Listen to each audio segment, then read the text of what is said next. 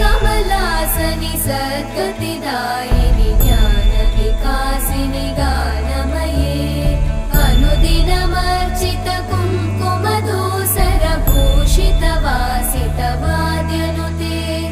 कनकधरा स्तुतिवैभववन्दित शङ्कर देशिकमान्यपते जय जय हे मधुसूदन